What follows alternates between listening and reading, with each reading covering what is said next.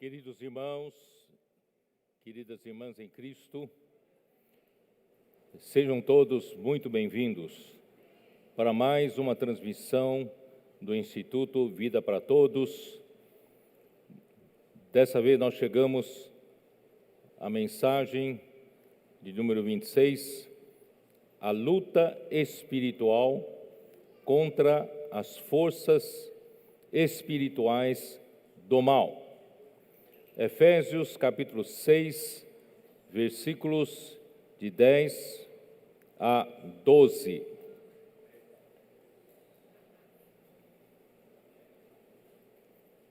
Capítulo 6 de Efésios, a esclarecer para os irmãos que nós estamos transmitindo diretamente aqui do Rio de Janeiro. Estamos numa conferência para as igrejas do estado do Rio de Janeiro.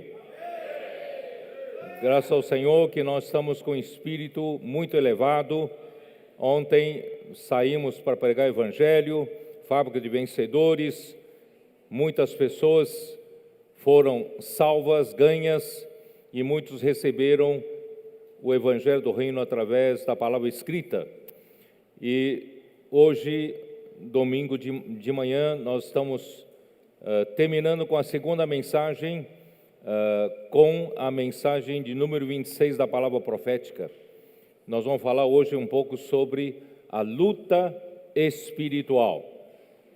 Versículo 10 de capítulo 6 de Efésios fala assim: quanto a mais, sede fortalecidos no Senhor e na força do seu poder. Quanto a mais, quando Paulo falou quanto a mais, significa que depois dele ter descrito todas as bênçãos que Deus nos deu no rio da graça, pelo dispensar do canal da graça, que nos trouxe crescimento de vida, nos trouxe maturidade de vida, nos trouxe a edificação da igreja, do corpo de Cristo, e também essa graça veio trazer a realidade na nossa vida. A nossa vida era uma vida cheia de vaidades, começando pela nossa mente. A nossa mente tinha só mentiras, ilusões, vazios. Mas graças a Deus, quando nós cremos no Senhor Jesus, recebemos o rio da graça passando por nós, como canais da graça, nós estamos sendo enchidos pela própria verdade. Neste universo só há uma verdade, e essa verdade é Deus, e essa verdade é Cristo. O mundo pós-moderno tenta convencer o homem de que a verdade não é absoluta, de que a verdade é relativa. O relativismo tomou conta da nossa sociedade, isto é, não existe um padrão único da verdade. Você tem a sua verdade, eu tenho a minha verdade. Irmãos, isso distorce tudo o que Deus fez desse universo. Antes de criar o universo, irmãos, só existia Deus. Portanto, a verdade é o próprio Deus. Se você tirar o Deus desse universo, não sobra nada. Então, Deus é a própria verdade, Deus é a própria realidade. Quando alguém diz para você que a verdade é relativa, é mentira. A verdade é absoluta, a verdade é Deus, só Deus é a realidade. Quando o homem se afastou de Deus no jardim do Éden, o homem se afastou da verdade, se afastou da própria realidade. Então, se você se afasta da própria verdade e própria realidade, o que sobra é vaidade, vazio, mentira e falsidade. Mas graças a Deus, um dia nós cremos em Jesus Cristo. Nós recebemos a vida de Deus, recebemos a natureza santa de Deus e nós passamos a receber o dispensar da graça de Deus pelo rio que sai do jardim do Éden.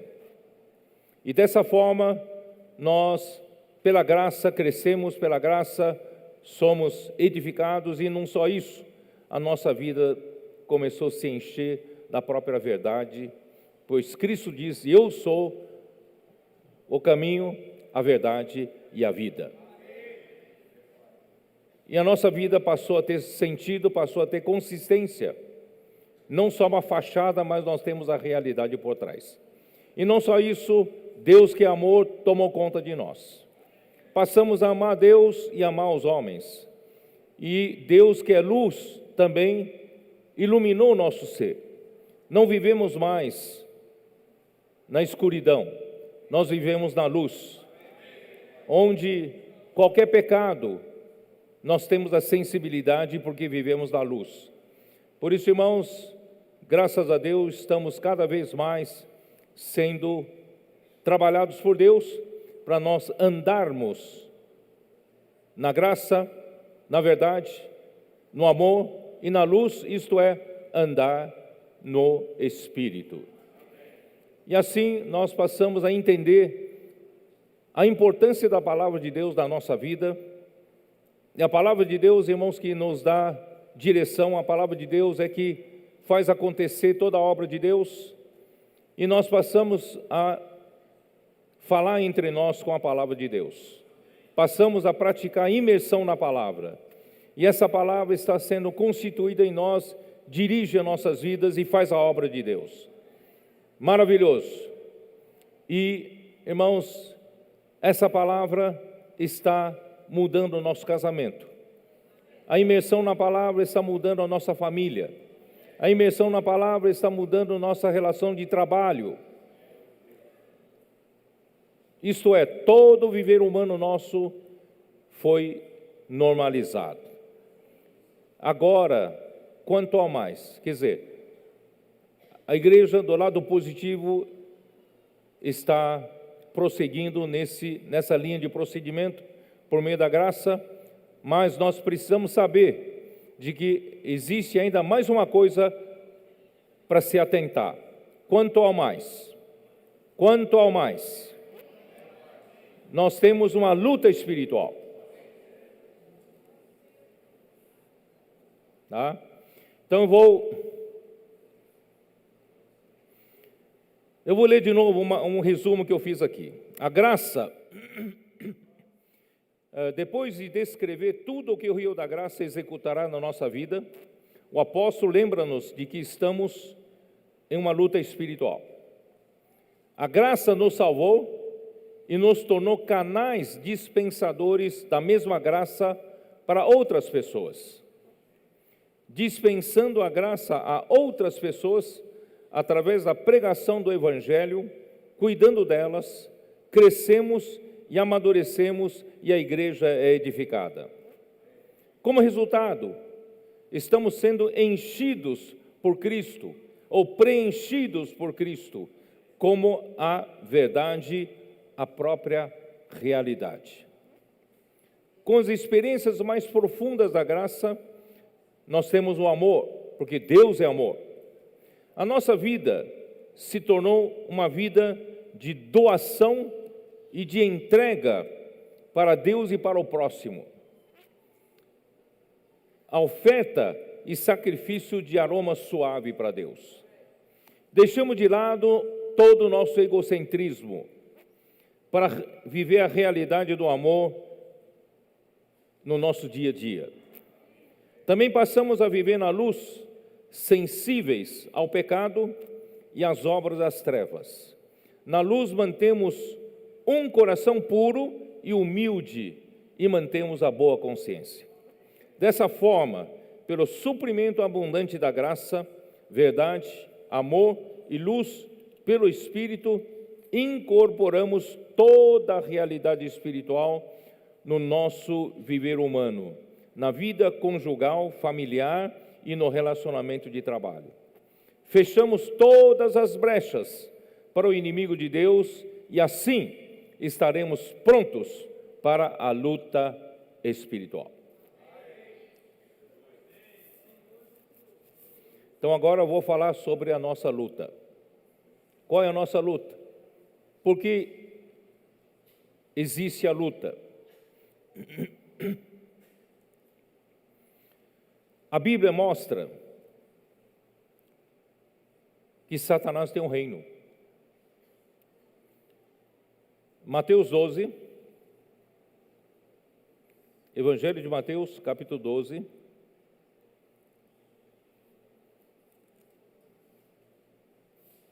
versículo 26. Porque os judeus acusavam de que Jesus expulsava os demônios pelo maioral dos demônios, pelo chefe dos demônios, por Belzebu.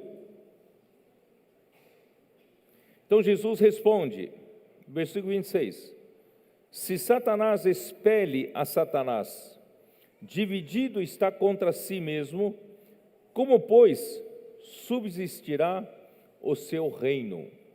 O importante desse versículo é que Jesus reconhece que existe o reino de Satanás. Existe um outro reino, reino de Satanás. Mesmo assunto está em Lucas, capítulo 11, versículo 18. Lucas 11, versículo 18. Se também Satanás estiver dividido contra si mesmo, como subsistirá o seu reino? Isto porque dizeis que eu expulso os demônios por Belzebu. Então aqui está claramente descrito de que Satanás tem o seu reino. Como surgiu isso? Qual foi a origem disso? Isaías 14.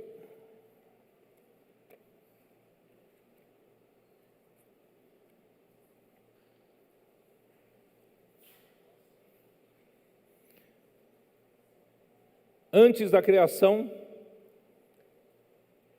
no universo só existia Deus. E não é esse universo limitado pelo tempo e espaço em que nós vivemos. Deus habita a eternidade. Então só havia Deus. Aí Deus criou as coisas, os céus e a terra. E toda a criação estava debaixo do seu governo, toda a criação estava debaixo do seu reino. Mas alguma coisa aconteceu para que houvesse um outro reino. É isso que eu quero mostrar para vocês, o motivo da nossa luta. Capítulo 14 de Isaías, versículo 12. Como caíste do céu, ó estrela da manhã, filho da alva, como foste lançado por terra, tu que debilitava as nações. Aqui menciona um personagem que tem por nome, ó estrela da manhã, estrela da manhã. Estrela da manhã em latim vulgata é Lúcifer, Lúcifer, estrela da manhã. Então nós tomamos esse termo para nós o denominarmos. A estrela da manhã, Lúcifer. Quem era Lúcifer? Ele era o filho da alva. Que significa ser o filho da alva? Significa que ele foi um dos primeiros a serem criados no meio dos seres angelicais. Talvez o primeiro, o filho da alva. Então, ele foi designado por Deus para ser o cabeça sobre todos os demais anjos. Esse é Lúcifer, filho da alva. Podemos ver isso em Ezequiel capítulo 28. Ezequiel capítulo 28. Versículo 14. Tu eras querubim da guarda, ungido, e te estabeleci, permanecias no monte santo de Deus, no brilho das pedras andavas.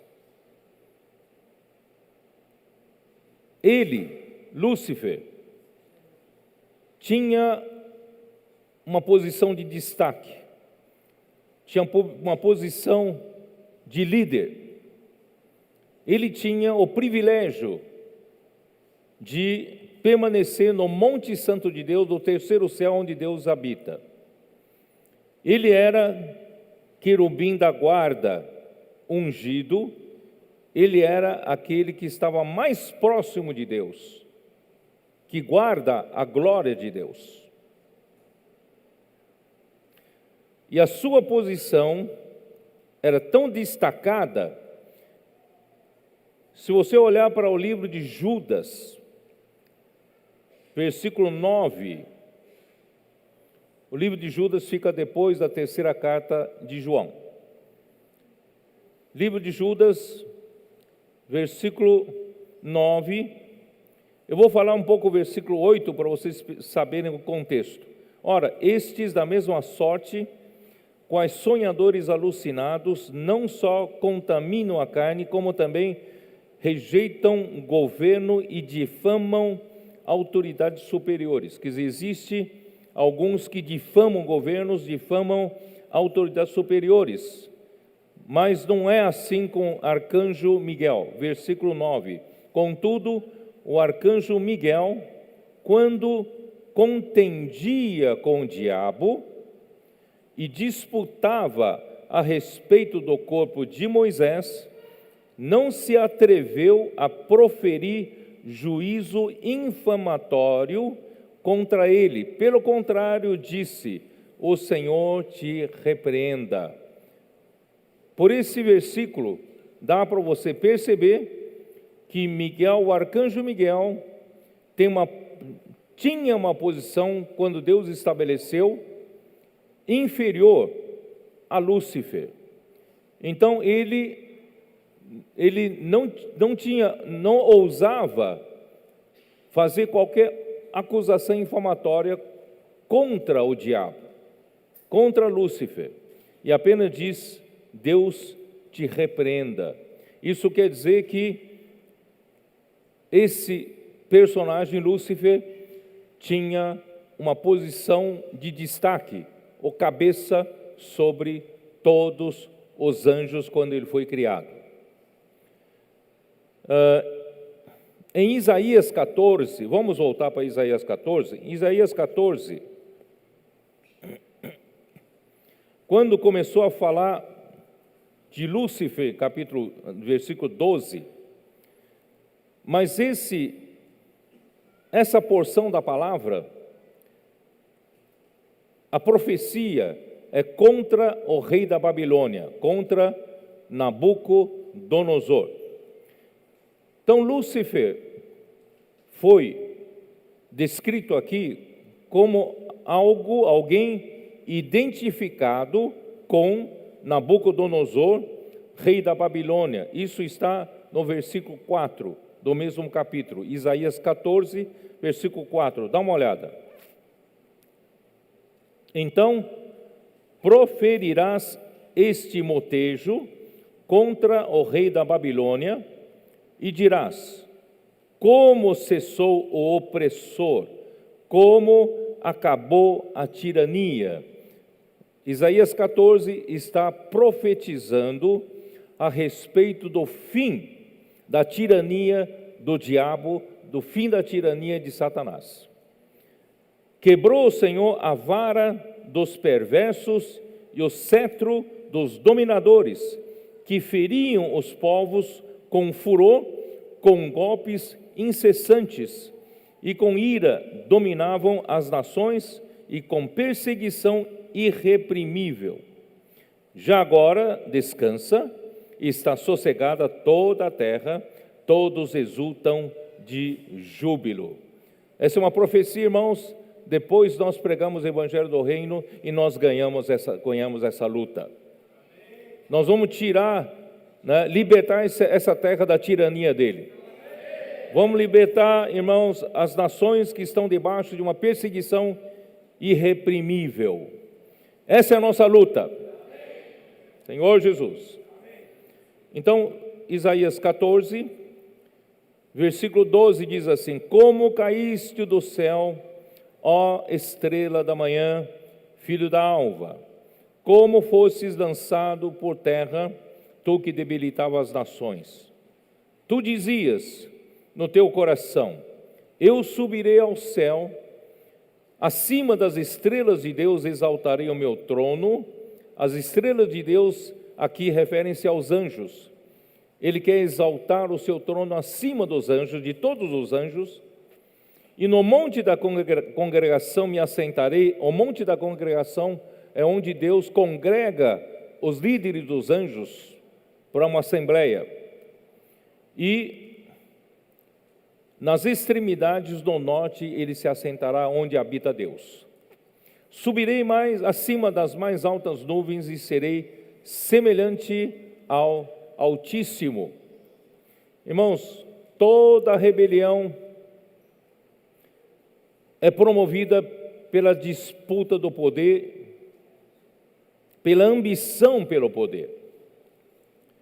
E a ambição pelo poder sempre começa, irmãos, pela capacidade de uma criatura. Vamos voltar para Ezequiel 28. Ezequiel 28, versículo 12. Filho do homem,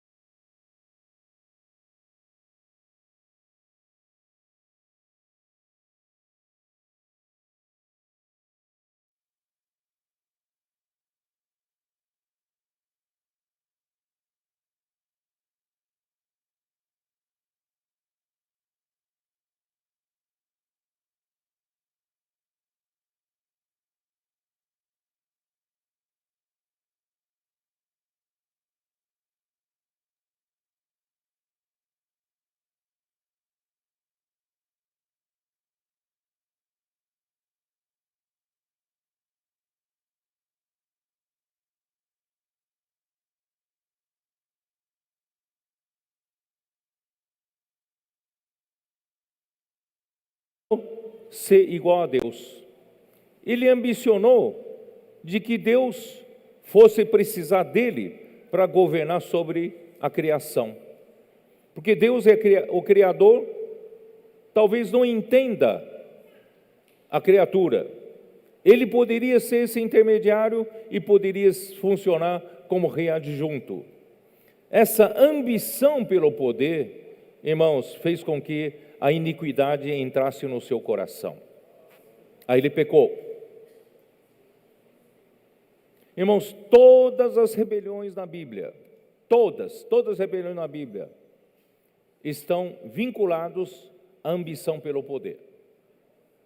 Por isso, irmão, vamos cuidar de nós mesmos, principalmente quando você ganha uma posição de destaque, principalmente quando você se acha capaz, principalmente quando você se acha muito belo, principalmente quando você se acha muito bom.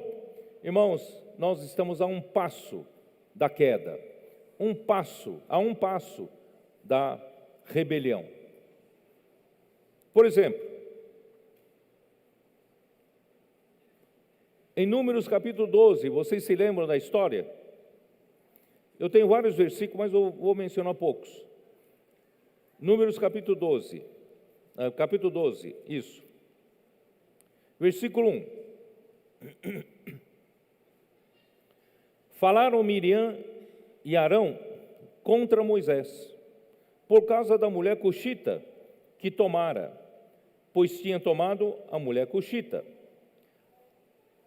Aparentemente, não era algo que Moisés procedeu corretamente, tomando uma mulher cuxita. Mas isso apenas serviu de pretexto para uma insatisfação na busca pelo poder de sua irmã Miriam e também de seu irmão Arão. Porque o versículo 2, o que eles usaram como pretexto, mas a palavra que eles falaram mostra a insatisfação pela posição.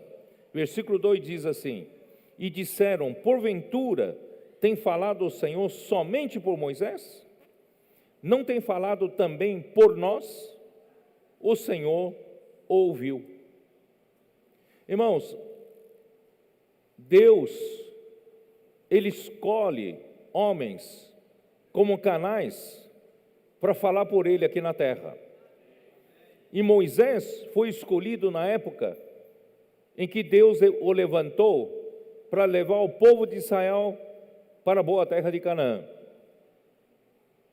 Alguns tentam espiritualizar demais as coisas, mas Deus usa homens. Só que Deus usa homem correto, que não tem ambição, que já foi trabalhado com relação à ambição. Mas é difícil os outros homens reconhecerem que esse homem fala por Deus. Daí, os homens contemporâneos a ele, principalmente os que são da liderança, querem disputar lugar com ele, achando que Deus também pode falar por todos, não só por ele. Por que Deus só fala por ele, né?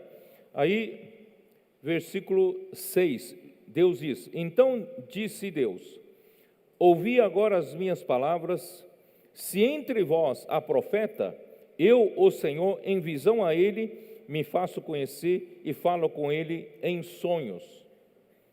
Esse é outro tipo de profetas, tá? Não é assim como meu servo Moisés, que é o profeta, que é fiel em toda a minha casa.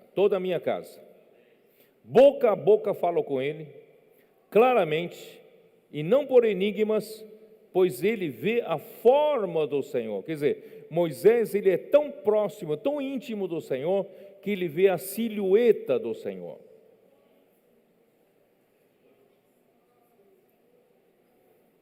Como, pois, não temestes falar contra o meu servo, contra Moisés? Irmãos, todas as rebeliões da Bíblia acontecem desse jeito. Não contentes de que o Senhor fala para uma pessoa e quer disputar lugar com essa pessoa e quer disputar o lugar de destaque de poder. Irmão, Satanás domina este mundo através da ambição pelo poder. E a ambição pelo poder, irmãos, acaba vindo outros benefícios, que é enriquecimento, dinheiro, fama, glória, etc. Por isso, irmãos, não vamos cair nessa armadilha.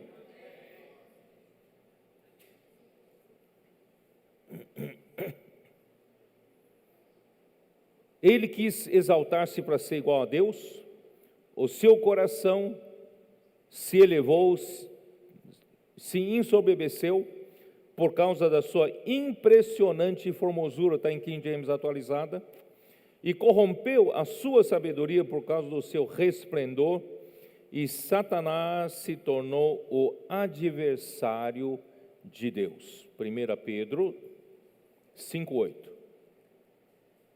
1 Pedro, capítulo 5, versículo 8. Sede sóbrios e vigilantes.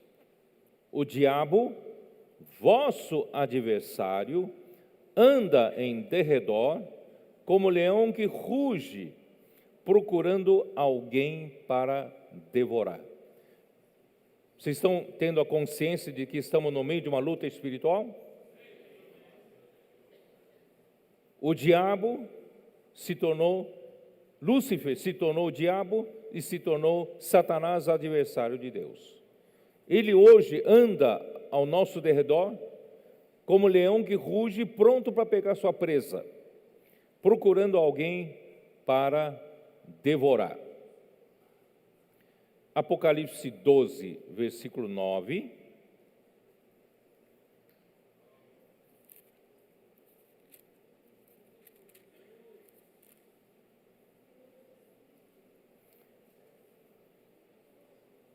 E foi expulso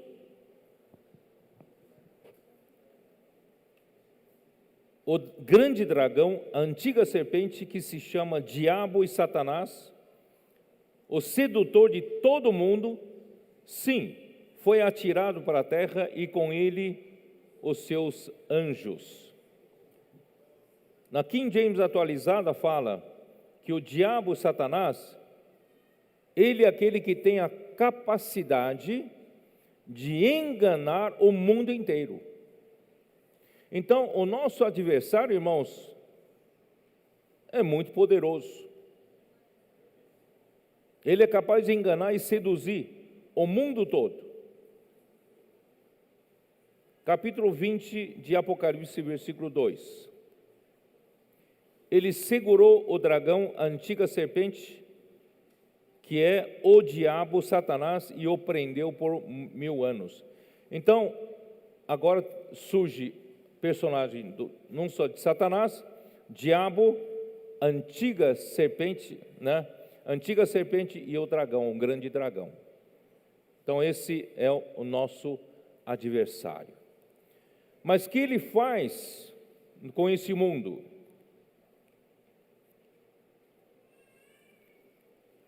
Gênesis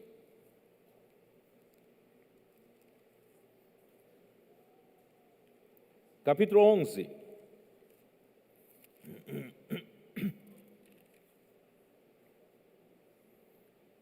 Capítulo 11.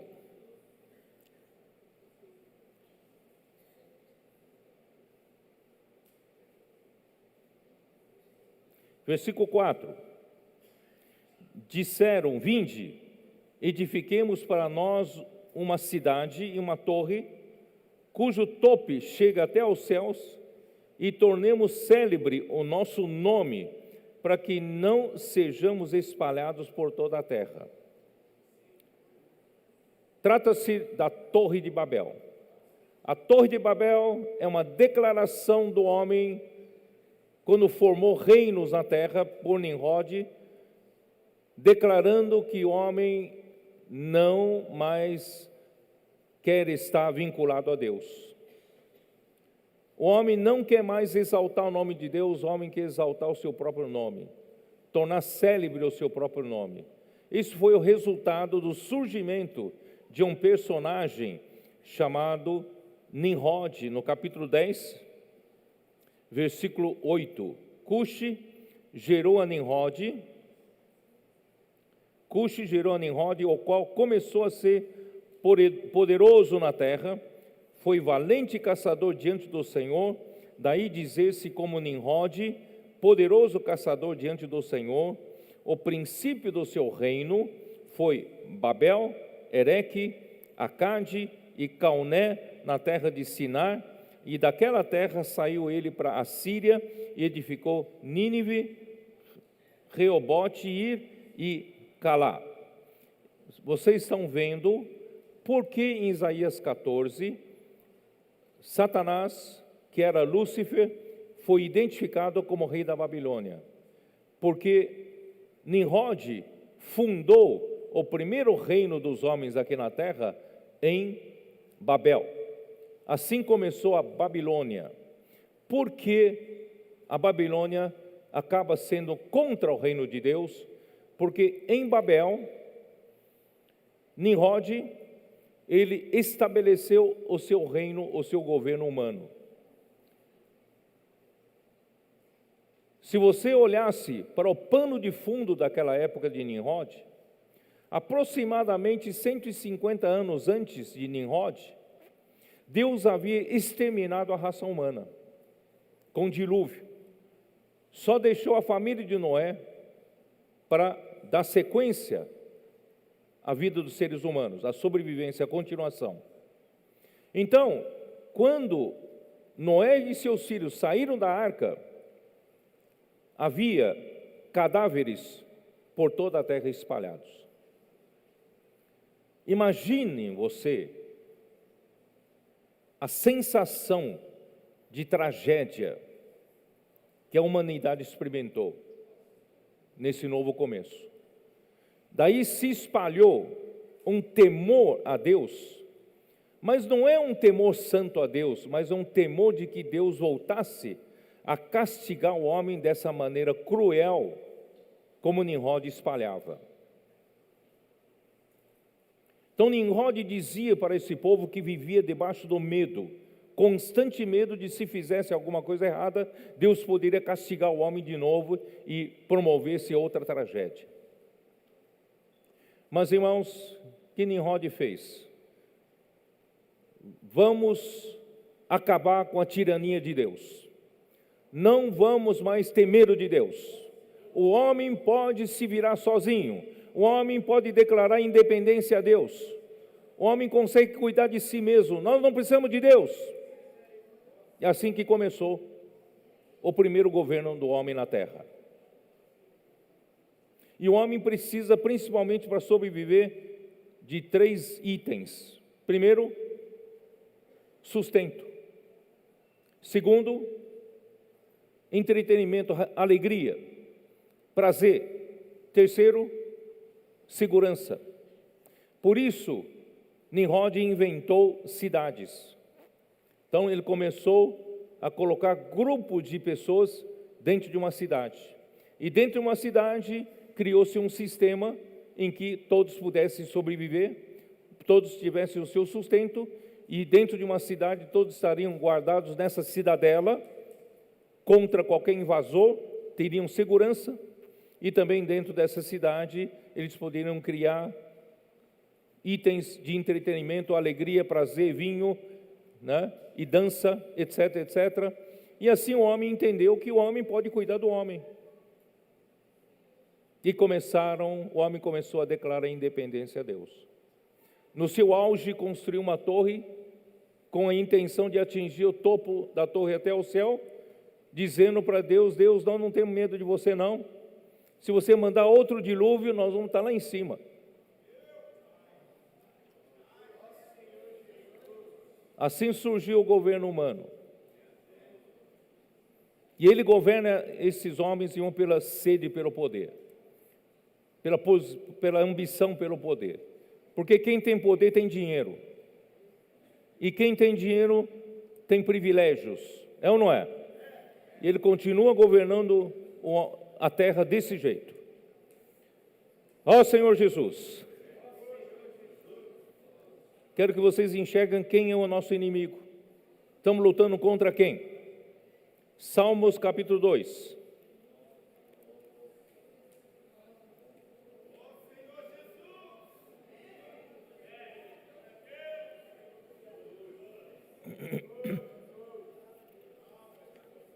Versículo 1.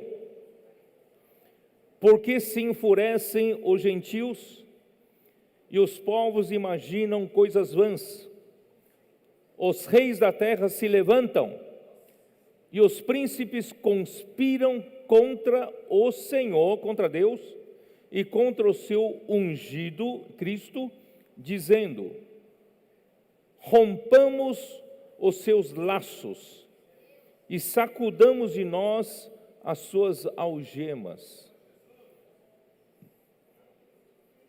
Então, Satanás, influenciando as nações, a liderança das nações, os príncipes, os reis, os governantes.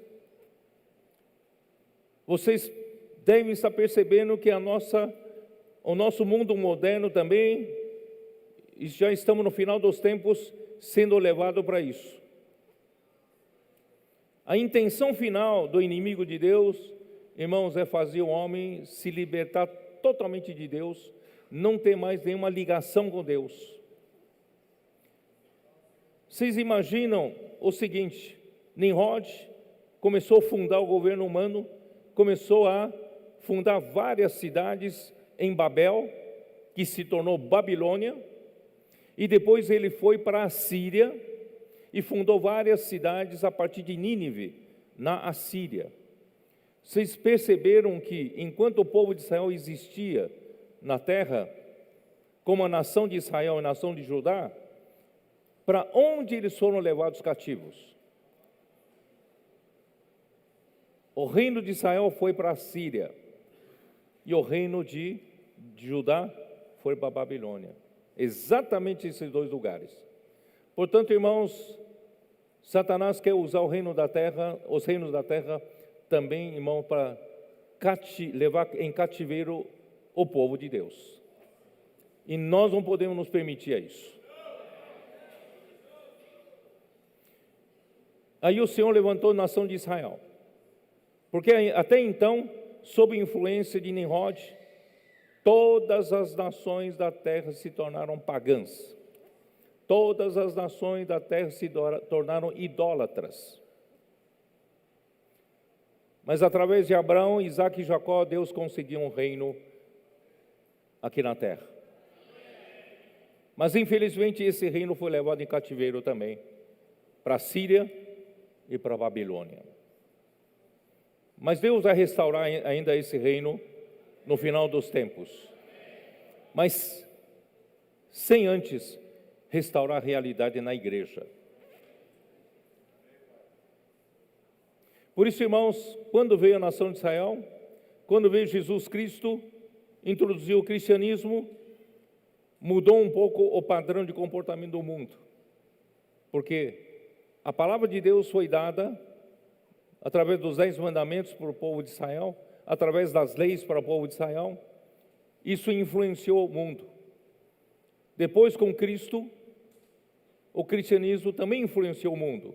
E, de certa forma, o comportamento dos seres humanos, depois disso, houve muita influência judaica, muita influência do cristianismo. Mas a luta do mundo moderno de hoje, irmãos, é se desvencilhar desses laços. O governo humano hoje, liderado por Satanás, é nos libertar cada vez mais de qualquer influência com Deus.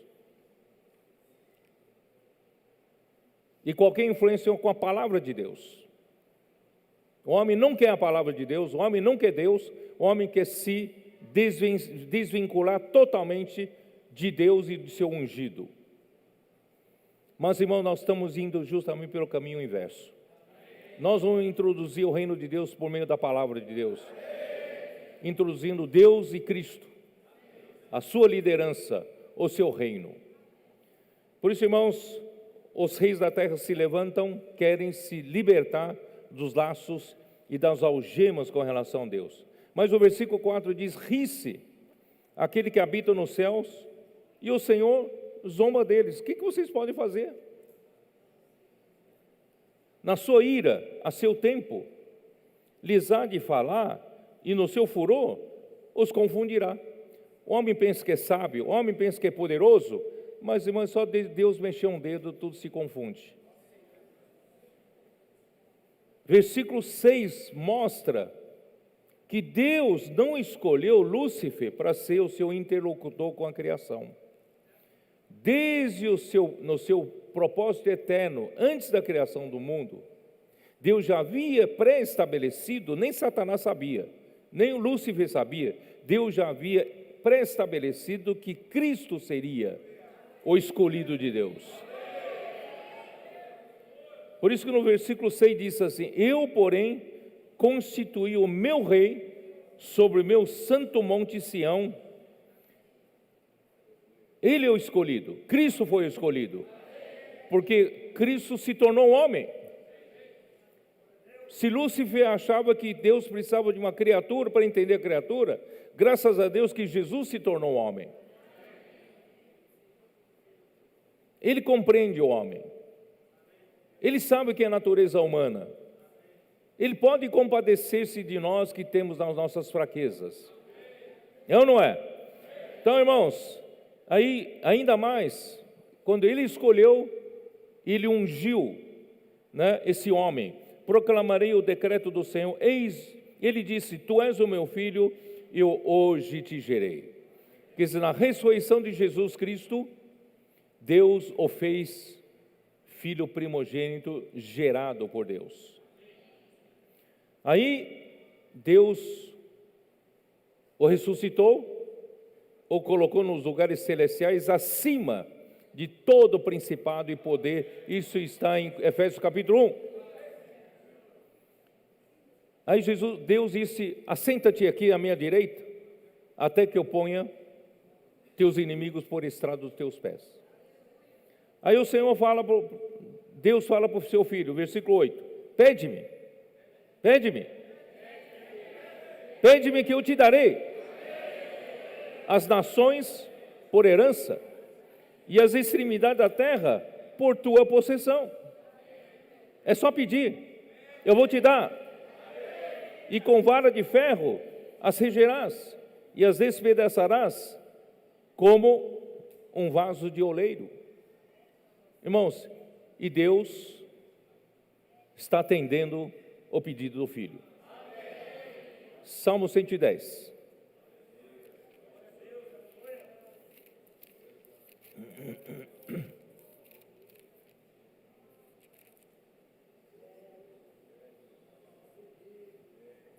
Disse o Senhor, versículo 1: disse o Senhor ao meu Senhor: assenta-te à minha direita, até que eu ponha os teus inimigos debaixo dos teus pés. Isso é porque o filho pediu. O pai disse: eu vou atender seu pedido. E como é que o Senhor, como Deus vai fazer isso? O Senhor enviará de Sião o cetro do seu poder, dizendo: domina entre os teus inimigos. Irmão, Sião está o exército de vencedores que luta pelo reino. Deus, Ele tem a sua igreja aqui na terra. Ele, pelo seu evangelho, salvou muitas pessoas e o seu Espírito regenerou muitas pessoas. Mas, irmãos, essas muitas pessoas podem compor a cidade de Jerusalém. Mas são ainda poucos que estão vivendo aqui na terra preocupados em estabelecer o reino de Deus, em defender o reino e trazer o reino de Deus de volta. Porque não estamos contentes, irmãos, com o governo de Satanás aqui na terra. Não estamos contentes, irmão, com o domínio da corrupção, levando os homens à miséria, ao sofrimento. É ou não é? Estão como ovelhas que não têm pastor, vivendo todos aflitos, exaustos, castigados, feridos. Vamos mudar esse reino. Senhor Jesus. Então, o Senhor hoje precisa, a sua igreja, pelo menos uma parte da sua igreja, ser Sião. A igreja em Filadélfia, em Apocalipse 3, essa igreja que se preocupa com o reino de Deus. Porque quem está na igreja de Filadélfia, à frente da igreja de Filadélfia, é o Senhor que tem a chave de Davi. Nós nos preocupamos com o reino de Deus, mas nós temos pouca força. Mas graças a Deus, irmãos, nós não deixamos de lado a palavra do Senhor e nem o nome do Senhor. Por isso não é sem razão que Andrew Miller, no século dos anos 1800 e alguma coisa, ele escreveu o livro História da Igreja, dizendo que a igreja de Filadélfia terão os tesouros da palavra profética destrancados. Então, esse é o nosso grande segredo. Nós estamos começando o quê? Nós estamos lutando e ganhando essa guerra. Mas por meio de quê? Não é a nossa capacidade. Nós não trilhamos o caminho de Satanás. Nós não somos capazes. Nós temos pouca força. Mas, irmão, nós temos a palavra do Senhor. A palavra do Senhor, irmão, tem nos dado vitória nesses últimos anos.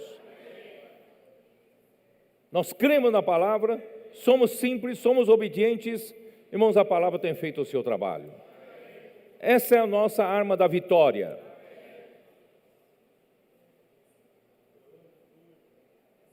E o Senhor tem posto diante de nós uma porta aberta, que ninguém poderá fechar. Por isso, irmãos, o centro do seu poder vem de Sião.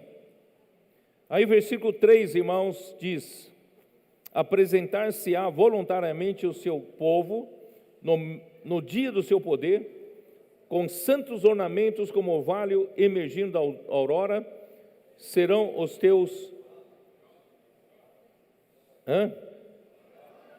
Serão os teus jovens. Mas, irmãos, eu gosto da versão King James atualizada aí. Qual que é?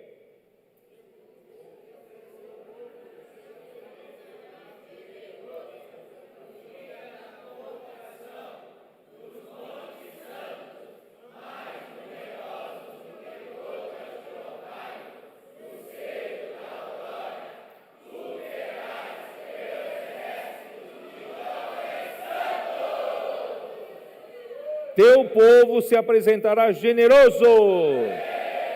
Graças a Deus, irmãs, as igrejas estão se apresentando generosamente. No dia da convocação, nós entendemos, irmãos, que em 2020 Deus começou a fazer convocação. Nós atendemos essa convocação.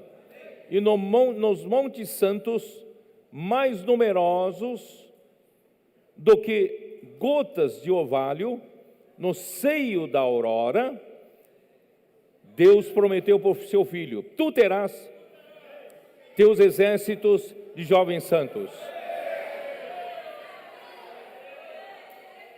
Irmão, realmente nós não sabemos de onde vem. Quando se fala das gotas do orvalho é sempre a bênção do céu. Ninguém consegue fabricar orvalho. Orvalho vem de Deus. Mesmo no deserto, lugares mais secos, Deus providencia orvalhos para a subsistência das plantas. Então, orvalho só pode vir de Deus, é a bênção de Deus.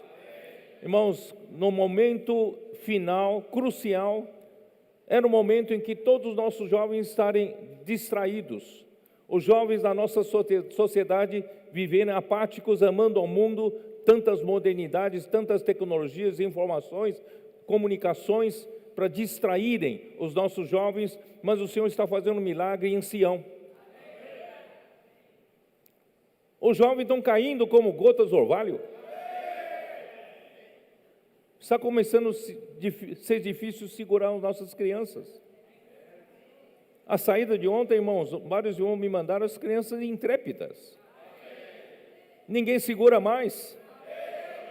Nossos adolescentes amam fazer isso, amam pregar o evangelho. Os nossos jovens. formando esse exército, os valentes. Isso é presente do Pai para o Filho. Não é nossa força de convencimento, não. Está acontecendo um grande milagre, porque Deus está dando isso para a sua igreja, para o seu filho. Por isso, irmãos, ó Senhor Jesus, vamos lá. Porque o governo humano, na liderança de Satanás, luta para se libertar de qualquer laço de Deus. Mas Deus escolheu a Cristo como rei sobre Sião para reger as nações. E para a luta espiritual, vamos voltar lá para Efésios 6. Na luta espiritual, irmãos, precisamos ser fortalecidos no Senhor e na força do seu poder. Irmãos, não é pela nossa força. Essa luta não depende do nosso poder. Zacarias 4 diz o quê? Não é por força, nem pelo poder, mas é pelo meu Espírito, assim diz o Senhor dos Exércitos. Não vamos depender da nossa força, não vamos confiar em nosso poder. De onde vem nosso poder, irmãos? De onde vem a nossa força? Primeiro, nossa força e poder está na palavra. Romanos 10, 17 fala que a fé vem pelo ouvir, e ouvir a palavra de Cristo. Então, de onde adquirimos poder para lutar essa luta espiritual? A fé na palavra, não é? Por isso, irmãos, nós temos conseguido vitórias e vitórias simplesmente porque cremos na palavra. A fé na palavra nos dá vitória.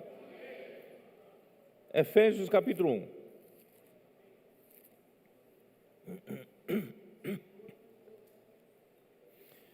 Versículo 19. E qual a suprema grandeza do seu poder para com os que cremos, segundo a eficácia da força do seu poder. Irmãos, com que poder você vai lutar? Lute com a suprema grandeza do poder de Deus. Mas onde está essa suprema grandeza do poder de Deus disponível para nós? Está na palavra quando cremos. E Deus não tem nos privado da sua palavra. O Senhor fielmente está mandando a sua palavra que sai da sua boca semana após semana.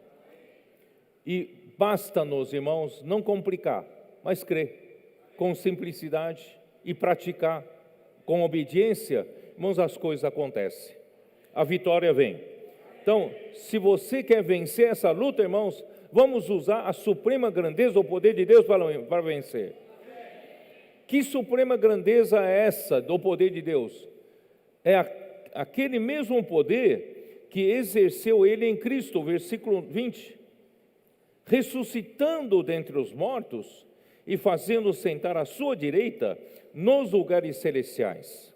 Esse mesmo poder, é com esse poder que nós vamos vencer. Esse poder está onde? Está na palavra. E como acionamos esse poder na palavra? Fé. Nós cremos. Ó Senhor Jesus. Então, na batalha espiritual, o homem não tem a mínima condição de lutar pelas suas próprias forças. Vamos apelar para essa suprema grandeza do poder de Deus, que está na palavra, por meio da fé nós podemos acioná-lo. Voltando lá para Efésios 6, versículo 11. Revesti-vos de toda a armadura de Deus, para poderes ficar firmes contra as ciladas do diabo. Irmãos, nesta mensagem, não vou ter tempo ainda de entrar na armadura de Deus. Mas esse versículo, quando fala da armadura de Deus, já nos dá uma indicação, irmãos, que não conseguimos lutar com os nossos instrumentos humanos. E você pode ter certeza, irmãos, que nós estamos numa luta espiritual com alguém mais poderoso do que nós, humanamente falando. Alguém que pode te enganar. E você acha que ele está contente com o que está acontecendo? Para quantas pessoas você pregou o evangelho ontem? Para quantas pessoas você orou? Quantas pessoas receberam nas mãos a semente do evangelho do reino?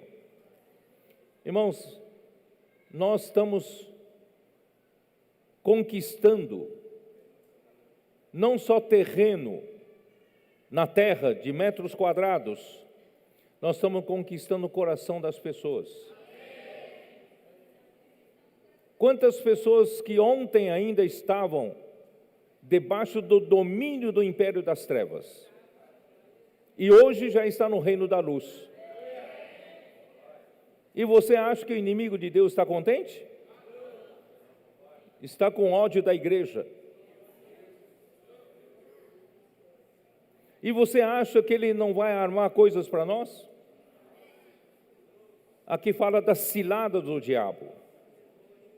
Ele vai armar ciladas. Mas, irmãos, nós não temos medo. Nós confiamos, irmão, na palavra profética. A palavra profética para nós é uma candeia que brilha numa noite escura, nos dá direção. Com ela nós nos sentimos seguros. Com ela nós não caímos em ciladas. Por isso, irmãos, não vamos sair disso. Vamos sair do fluir do rio da graça, porque nós seremos presas fáceis para o inimigo de Deus. Senhor Jesus. No livro de Efésios, Paulo revela que a igreja é o corpo de Cristo. Então, no livro de Efésios, a igreja é definida por vários itens. Para começar, capítulo 1, de Efésios, ali logo no final, fala: a igreja é o seu corpo e a plenitude daquele que a tudo enche em todas as coisas. Efésios 1, 23. E no capítulo 2, versículo 10, também Paulo define que a igreja é poema de Deus, é a obra-prima de Deus. A igreja não é da velha criação, a igreja é um produto da nova criação. É poema de Deus, é obra-prima de Deus. E a igreja é a família de Deus, capítulo 2, versículo 19. É a família de Deus. E a igreja é um edifício que Deus quer edificar como um santuário dedicado ao Senhor para a habitação de Deus no Espírito. Está no finalzinho do capítulo 2, versículo 21 e 22. Não é assim? E no capítulo 5, versículo 25, fala que a igreja é a noiva de Cristo, a esposa de Cristo. E quando chega no capítulo 6, ele fala da armadura de Deus. Então, essa mesma igreja que é corpo de Cristo, essa mesma igreja que é a plenitude de Cristo, essa mesma igreja que é a obra-prima de Deus, família de Deus, habitação de Deus no Espírito, a noiva de Cristo, irmãos, essa mesma igreja tem que revestir a armadura de Deus. Temos que estar prontos para uma luta. Então, aqui, no final de Efésios, apresenta a igreja como um guerreiro. Nós somos um guerreiro. Por isso que nós precisamos de muitos valentes de Davi. Agora era de vocês, esse tempo de vocês, jovens maduros, tomarem responsabilidade, influenciando os jovens mais jovens que vocês, cuidando dos adolescentes, cuidando das crianças e também supervisionados pelos mais velhos. Vamos vencer essa luta como o guerreiro do Senhor. Mas nós temos que enxergar bem quem é o nosso inimigo. Qual é a nossa luta? Esse é o objetivo dessa mensagem. Então, a armadura de Deus indica que há uma luta espiritual entre reinos, a igreja apresentada como um guerreiro para derrotar o inimigo de Deus. Vocês se lembram que quando estudamos o livro de Mateus, Mateus 16, 18, Jesus disse que, ele disse, eu edificarei a minha igreja, e as portas do inferno, as portas do Hades, não prevalecerão contra ela. Isto é, a edificação da igreja é para derrotar a porta dos Hades. Por isso que nós estamos vendo pelo rio da graça, nos cuidando de todos os aspectos da edificação da igreja, e quando nos chega no finalzinho, ele toca na questão da batalha espiritual. Por isso, irmãos, claro que não precisamos esperar que a primeira parte seja totalmente feita, isto é, a edificação da igreja, chegando à sua completação, para depois lutar. Não, a edificação da igreja já é uma luta, já estamos na luta, só que nós precisamos fechar brechas na nossa retaguarda, no nosso viver diário, na nossa família, nosso casamento, nossos filhos, nossas crianças estão tendo uma nova cultura, pregando o evangelho, nossos adolescentes estão tendo um caminho do Senhor, nossos jovens, irmão, tudo isso é fechar brechas. Aí, irmãos, graças a Deus, que o mistério da vontade de Deus, Efésios 1, 9 e 10, vou fazer questão de ler de novo. Efésios capítulo 1, versículo 9 e 10, esse é o mistério da vontade de Deus, versículo 9. Desvendando-nos o mistério da sua vontade, segundo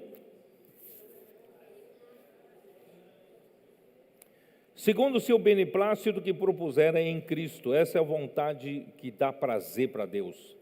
Sabe qual é? É de fazer convergir em Cristo, fazer encabeçar em Cristo, na dispensação da plenitude dos tempos, quer dizer, quando a era do tempo acabar, irmão, já estamos quase no final da era do tempo, do nosso tempo acabar, porque depois ainda tem um milênio.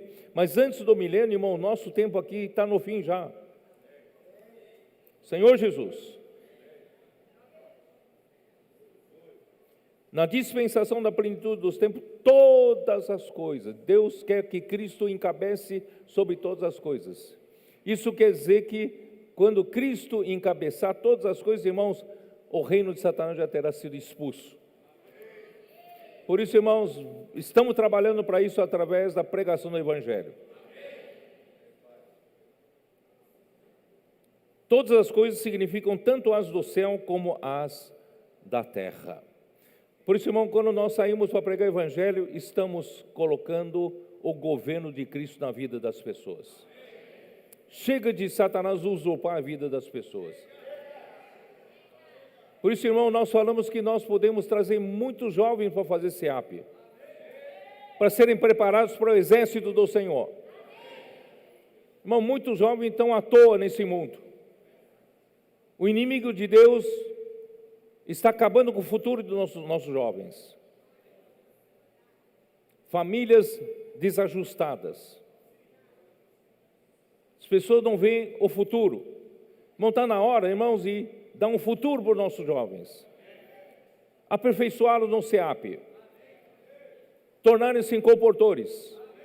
Se tornar nosso exército nas ruas. Para resgatar outras pessoas. Vamos fazer isso? Se o Senhor abrir os seus olhos, você vai ver, na sua vizinhança já tem muitos desses jovens. Vamos trazê-los. Ó Senhor Jesus. E não só isso, irmãos,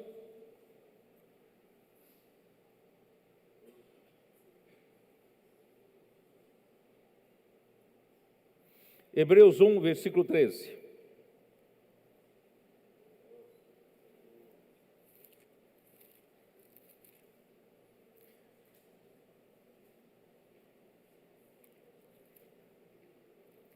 Ora, qual dos anjos jamais disse: assenta-te à minha direita, até que eu ponha os seus inimigos por estrado dos teus pés? Lúcifer esperava que Deus convidasse ele para sentar-se à sua direita. Mas ele não deu esse lugar para os anjos, não. Ele deu esse lugar para o seu Filho, Jesus Cristo, homem. Senhor Jesus. E versículo 5, do capítulo 2 de Hebreus. Pois não foi a anjos que sujeitou o mundo que há de vir, sobre o qual estamos falando. Deus não deu para Lúcifer isso, não. O mundo que há de vir significa um milênio. Deus sujeitou ao homem. Antes, alguém em certo lugar deu pleno testemunho, dizendo que é o homem, que dele te lembres, ou o filho do homem, que o visites. Fizeste por um pouco menor que os anjos. Irmãos, presta bem atenção. Eu e você, na criação, fomos criados menores do que os anjos. Mas de glória e de honra o coroaste e o constituíste sobre as obras das tuas mãos. Quer dizer, Deus deu um lugar de destaque acima dos anjos. O nosso futuro é esse, tá? Aí final do versículo 8, agora, porém, ainda não vemos todas as coisas a ele sujeitas. Vemos, todavia, aquele que por um pouco tendo sido feito menor que os anjos, Jesus, por causa do sofrimento da morte, foi coroado de glória e de honra, para que pela graça de Deus provasse a morte por todo homem. Por quê? Convinha que aquele por cuja causa e por quem todas as coisas existem, ele vai conduzir os muitos filhos à glória, aperfeiçoar-se por meio de sofrimentos o autor da salvação deles.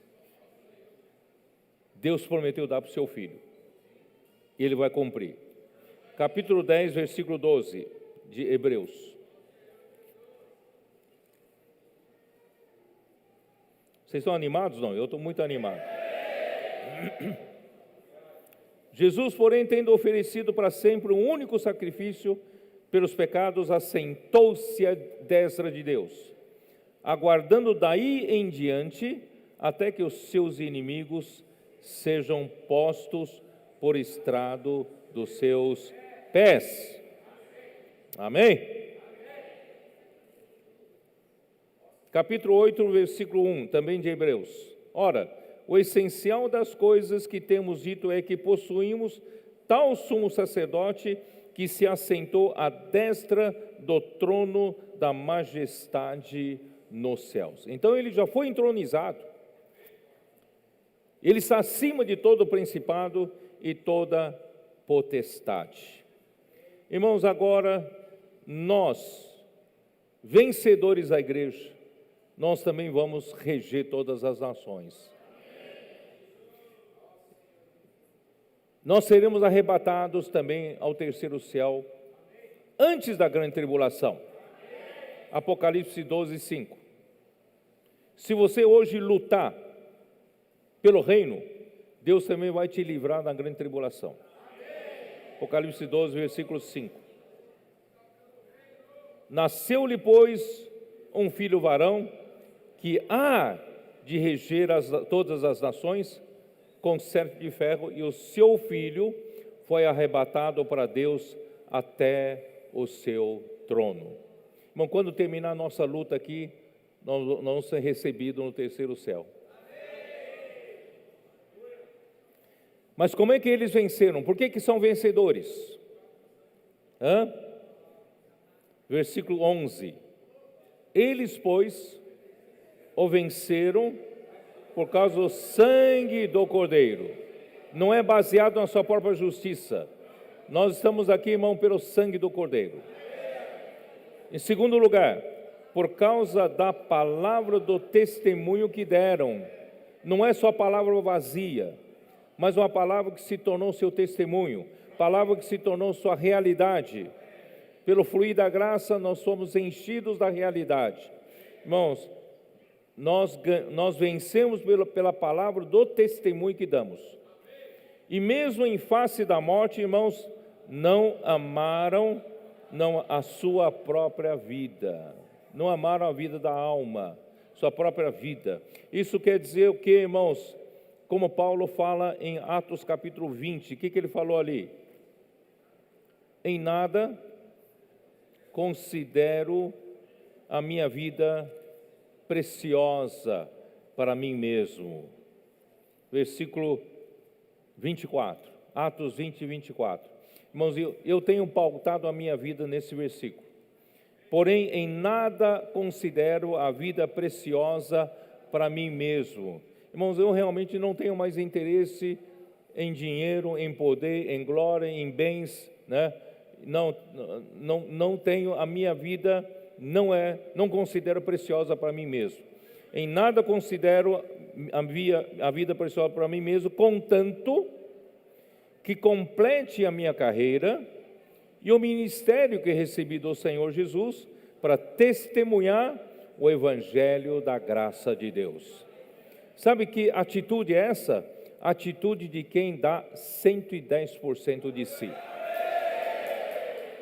O Senhor quer formar um time que dá 110% de si.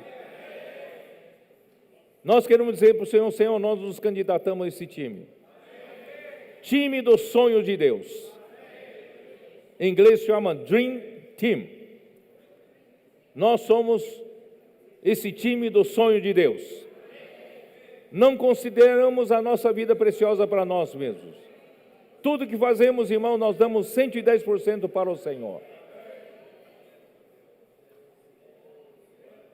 Você quer participar desse time? Então nós vamos fechar essa era. Ó Senhor Jesus. E os vencedores, Apocalipse 19.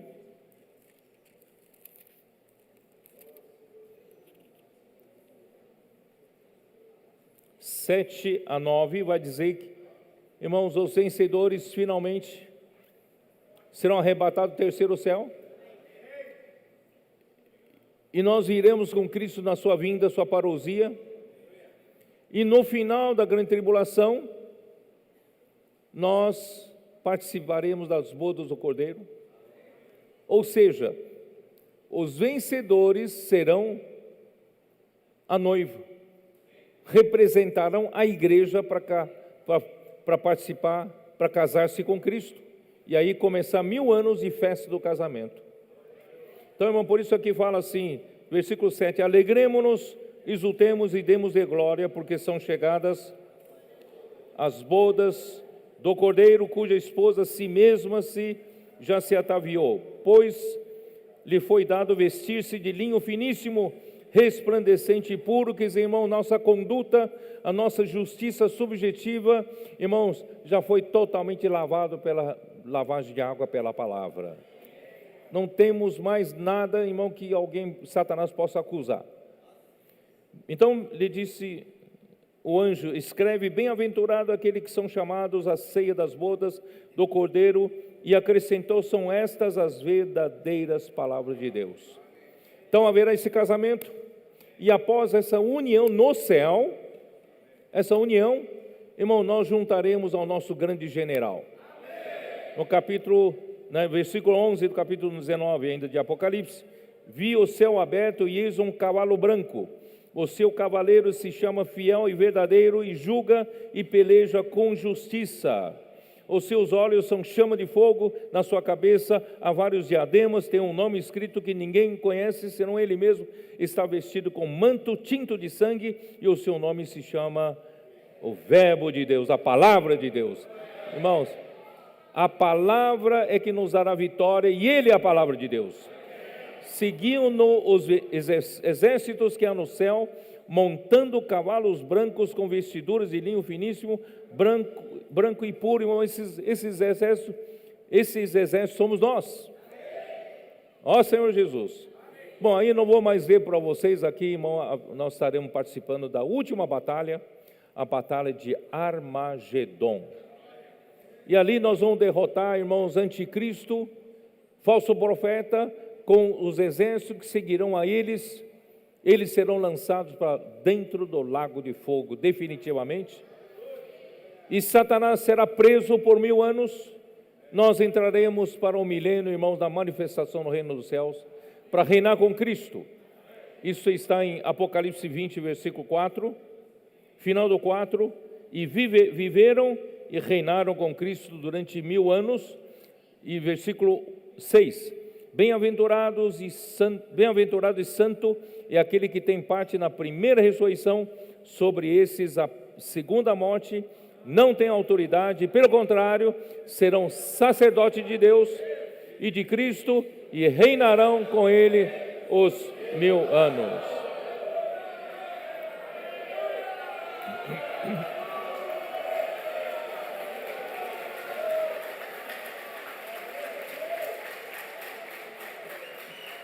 Quem quer fazer parte disso?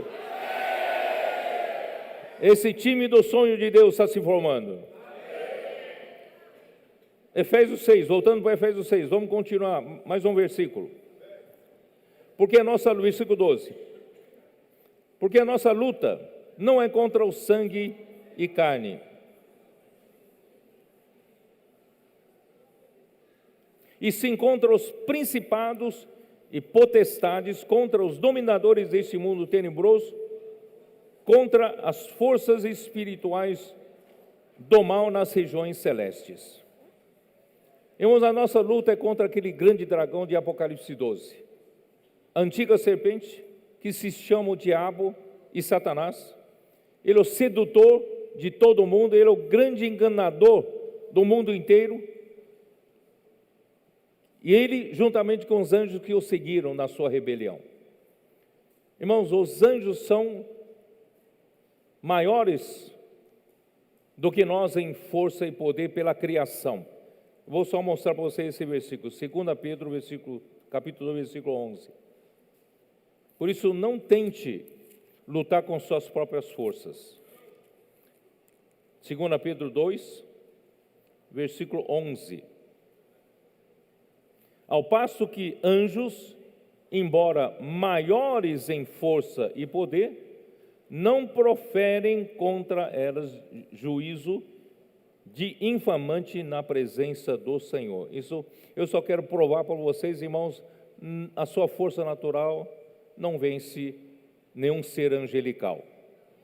Mas, irmãos, pela fé, nós tomamos posse do poder de Deus.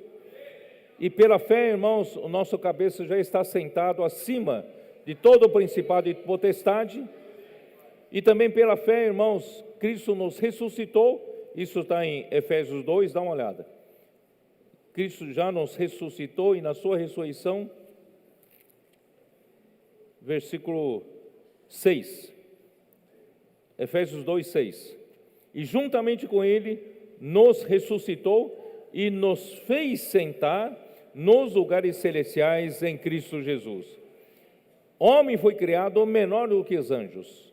Mas, irmãos, nós, a nova criação, que cremos em Deus, em Jesus, nós somos levados também para onde Cristo está, nas regiões celestiais, acima de todo o principado e potestade.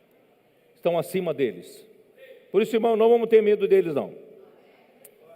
Senhor Jesus, os principados e autoridades e dominadores desse mundo de trevas, irmãos, são os anjos que seguiram a Satanás na sua rebelião contra Deus, e que governam as nações. Esses principados e potestades ajudam a Satanás a governar sobre as nações nas regiões celestes. Não é isso que nós lemos aqui, Efésios 6, aqui fala, né? no final do capítulo 12, contra as forças espirituais do mal nas regiões celestes. Mas onde estão as regiões celestes? Não é a região celestial em Cristo. A região celestial em Cristo está acima de todo principado e potestade. Essa região celeste aqui, é no Efésios 2, versículo 2. Nos quais andastes outrora, segundo o curso deste mundo, segundo o príncipe da potestade do ar. Essa região celeste é no ar. Mas nós que ressuscitamos juntamente com Cristo, nós estamos acima deles. Senhor Jesus. Por isso, irmãos, Satanás tem esses auxiliadores, seus generais, que são os principados, potestades, dominadores desse mundo das trevas, tenebroso, e forças espirituais do mal. Eles, o quê? Eles dominam no ar. Então vamos dar uma olhada rápida em Daniel capítulo 10.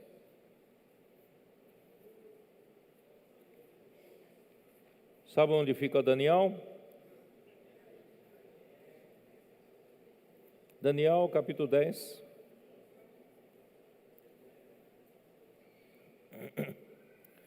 Daniel percebeu que estava numa luta espiritual. Estava numa luta espiritual. Aí ele fez uma oração, pediu ajuda. Capítulo 10, versículo 12. Aí Deus mandou um anjo para ajudá-lo.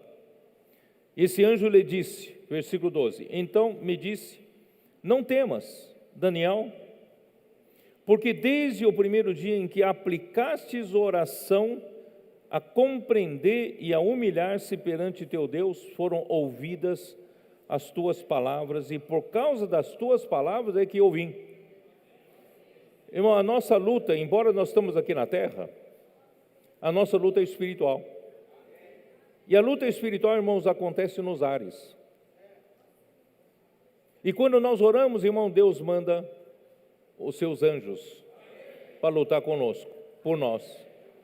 Só que quando esse anjo, irmãos, muito provavelmente seja Gabriel. Ele veio em auxílio de Daniel. Só que quando ele veio em auxílio de Daniel, no meio do caminho encontrou uma luta muito forte, né? Versículo 13, mas o príncipe da Pérsia me resistiu por 21 dias, quer dizer, por 21 dias atrasou a chegar até Daniel, porque lutava com ele. Isso quer dizer o quê, irmãos? Nos anjos tem os seres angelicais que seguiram a Satanás na sua rebelião, dominam sobre as nações, sabia disso? Sobre o Brasil deve ter um príncipe. Aqui em Xerém mesmo deve ter um príncipe. Você não vê, mas eles dominam a vida das pessoas, eles dominam o governo, eles dominam através do quê? Da disputa pelo poder, pela ambição pelo poder, pelo dinheiro, pela glória. Irmãos, então a nossa luta está nos ares, por isso que é luta espiritual. Então, o príncipe que governa a Pérsia, segurou Gabriel por 21 dias. E ele veio, que veio para... aí, porém, Miguel, ele ganhou reforço. Gabriel ganhou reforço. Miguel, um dos primeiros príncipes, veio ajudar-me. E eu obtive vitória sobre os reis da Pérsia.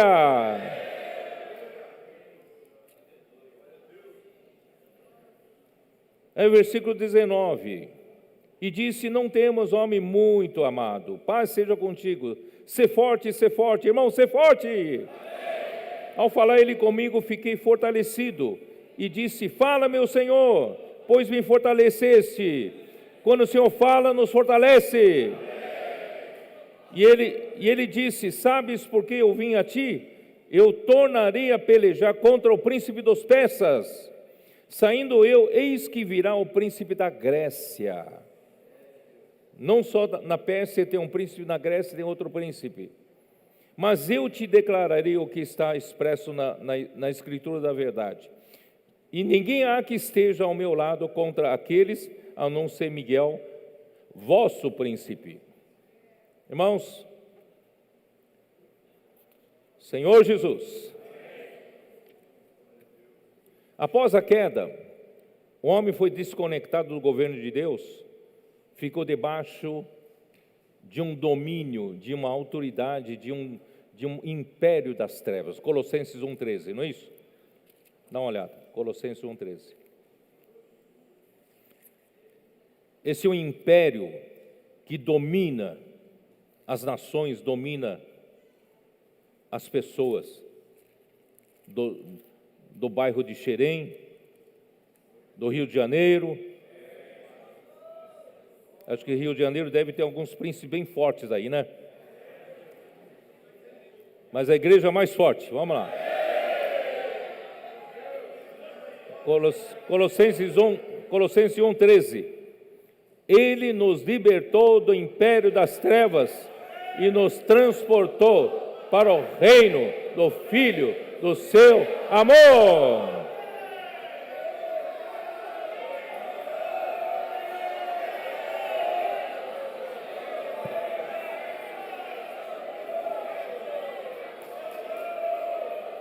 Irmãos, vamos libertar as pessoas debaixo desse domínio. As pessoas estão tristes, estão angustiadas, aflitas, muito castigadas, não é?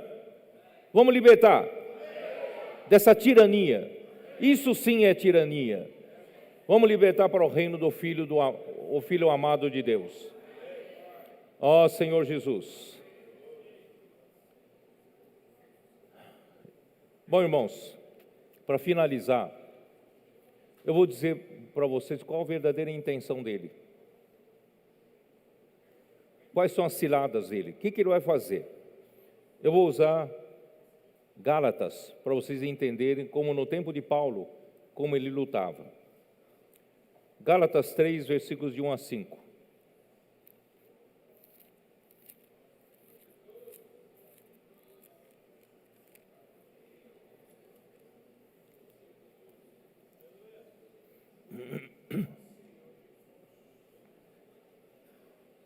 Ó Gálatas insensatos, quem vos fascinou a vós outros, ante cujos olhos foi Jesus Cristo exposto como crucificado? Quero apenas saber isto de vós: recebeste o Espírito pelas obras da lei ou pela pregação, pelo ouvir da fé?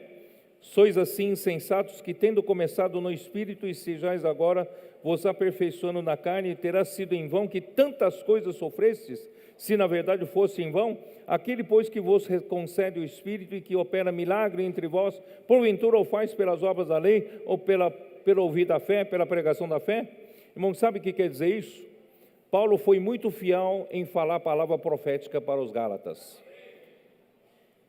Só que aí vieram os judaizantes, tentando distrair a igreja da palavra pura de Deus, da palavra que vem do trono de Deus.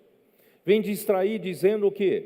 Dizendo que além de crer em Jesus, vocês têm que praticar a circuncisão.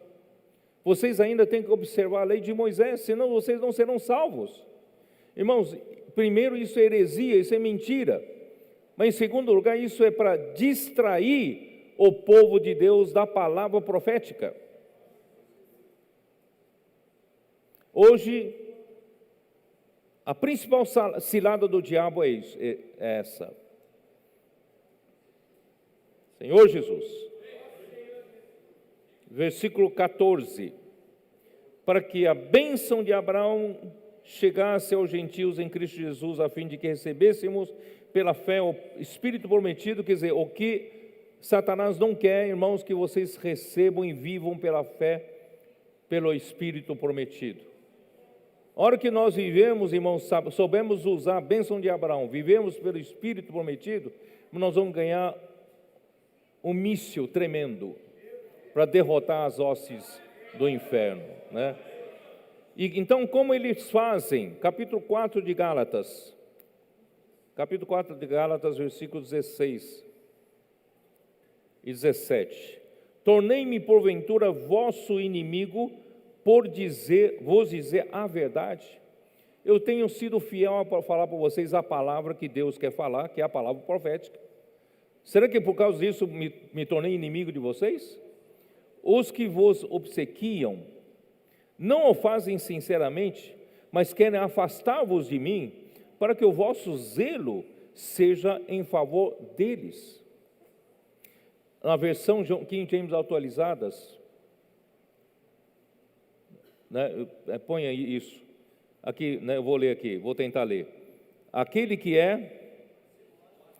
que se mostram fazendo tanto esforço para vos agradar, não agem com boas intenções.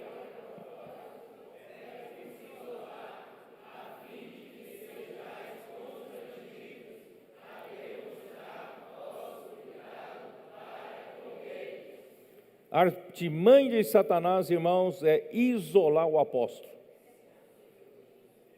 com muitas distrações.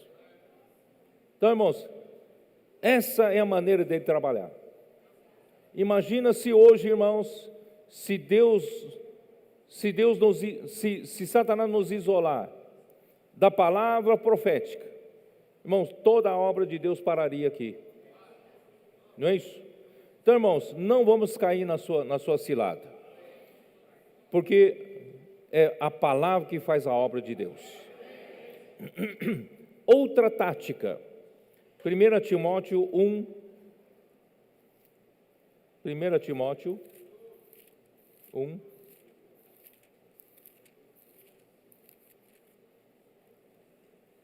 versículo 3 diz assim: quando eu estava de viagem rumo da Macedônia, te roguei permanecesses ainda em Éfeso para admoestares certas pessoas, a fim de que não ensine outra doutrina, não ensine diferentemente.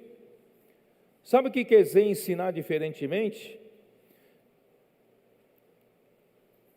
Há uma palavra profética, há uma palavra que sai da boca de Deus hoje. Só que o inimigo de Deus quer distrair o povo de Deus para confundir-nos. Qual é a palavra de Deus? Aí lança-se uma cortina de fumaça, oferece-se muitas mensagens bonitas. Irmão, por mais bonitas ou bíblicas que sejam algumas mensagens, irmãos, vocês têm que olhar por trás a intenção de Satanás. A intenção de Satanás, irmãos, é provocar uma cortina de fumaça de modo que você não enxergue qual é a palavra de Deus. O que Deus está querendo falar agora. Não é uma questão ser bíblico ou não é ser bíblico, mas o que Deus quer falar agora, para levar a igreja adiante. Aí vem o quê? Vem com mitos judaicos, vem com fábulas, genealogias sem fim. Geralmente, irmãos, Satanás usa aquelas pessoas que querem se passar por mestres, querem mostrar para os outros que conhecem a Bíblia, ele sabe explicar a Bíblia, é ou não é? Aqui, ó, eu não estou falando em vão aqui, ó. Vou continuar lendo para vocês. Nem se ocupem com fábulas e genealogias sem fim, que antes promovem discussões do que a economia de Deus na fé. Ora, o intuito da presente admoestação visa ao amor que procede de coração puro e de consciência boa e de fé sem hipocrisia. Eu não estou aqui falando, irmão, para defender a mim, estou defendendo a palavra de Deus, que quer fazer a obra de Deus. Aí versículo 6, desviando-se algumas pessoas dessas coisas, perderam-se em falatórios inúteis, loquacidade frívola, que não produz nada, irmãos. Havia muitas mensagens boas entre nós, irmãos, mas são improducentes. O que produziu da obra de Deus? Por isso, irmão, não vai atrás de palavras bonitas, palavras boas. Vamos identificar qual é a palavra que o Senhor quer falar conosco hoje e que executa a obra de Deus e que produz fruto. Pretendendo passar por mestre da lei, não compreendendo todavia nem o que dizem, nem os assuntos sobre os quais fazem ousadas asseverações. Irmãos, essa é a segunda tática do inimigo. Primeira tática do inimigo é isolar o apóstolo, isolar o canal dispensador, isolar o profeta. E a segunda tática, irmãos, é promover um monte de palavras para formar uma cortina de fumaça para você não identificar qual é a palavra que o Senhor está falando, não é isso? Então isso, irmãos, produz essas palavras bonitas, irmãos, geralmente para satisfazer aqueles que têm coceira nos ouvidos, querem ouvir curiosidade, querem ouvir coisas diferentes, né? Mas não produz a economia de Deus na fé. 2 Coríntios 11.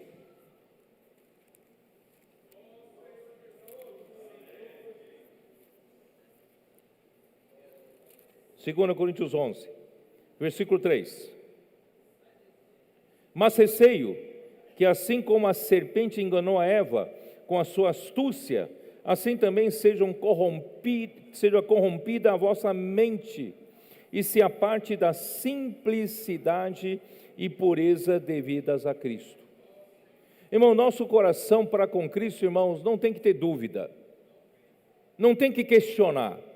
Uma vez que você identificou, isso é Cristo que está falando, é Deus que está falando, irmãos, vamos dedicar o nosso coração puro ao Senhor e simples.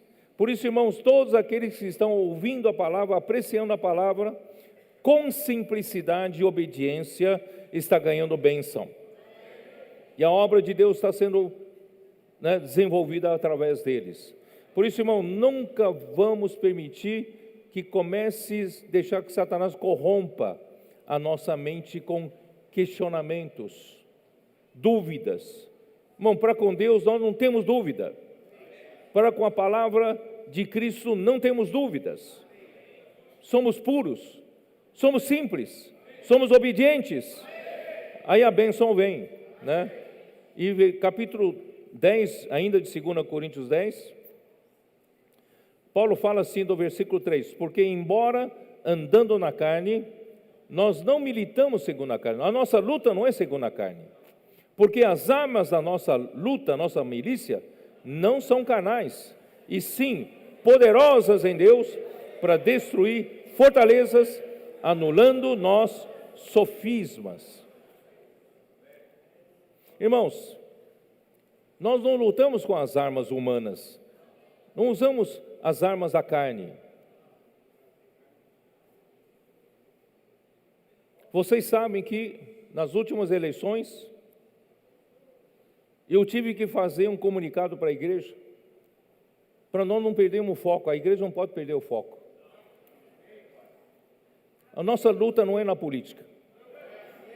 Nossa luta é com as armas poderosas, armas espirituais.